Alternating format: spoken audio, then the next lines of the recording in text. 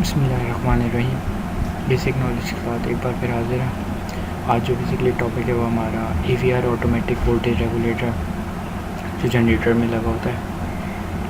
तो इसका काम बेसिकली ये होता है कि फ़र्ज़ कर लें एक आदमी है, वो बग़ैर लोड के उसके ऊपर कोई वज़न नहीं है, तो वो ईज़िली आहिस्ते से आराम से चलेगा। अब उस पर अगर हम लोड डालते रहें तो क्या होगा, उसकी स्पीड में कमी आएगी। इसी तरह जनरेटर में भी यही होता है कि आप देखते हैं कि कांस्टेंट वोल्टेज मिल रहे होते हैं, तो वो थ्रू किसके मिल रहे होते हैं, AVR के मिल रहे होते हैं। AVR क्या काम करता है, वो जो वोल्टेज में फ्लक्चुएशन आती है या वेरिएशन आती है उसको वो कंट्रोल करके रखता है। यानी कि जैसे ही हम लोड डालते हैं जनरेटर के ऊपर, तो उसकी जो स्पीड कम हो रही होती है वो उसको बढ़ाता है, यानी कि उसको बैलेंस करके रखता है, स्पीड को कम होने नहीं देता है। जब स्पीड कम नहीं होती तो आपके वोल्टेज भी फ्लक्चुएट नहीं करते।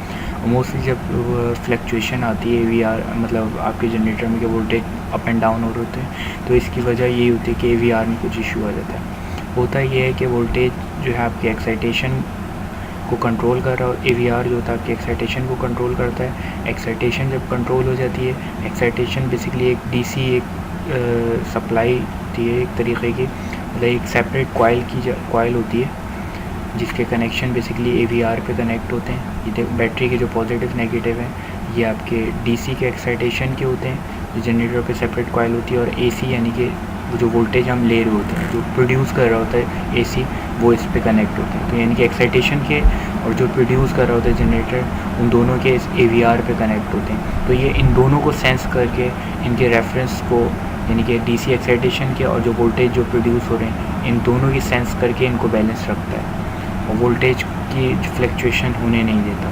इसके अंदर फिर ट्रांसफार्मर लगा होता है, SCR लगा होता है और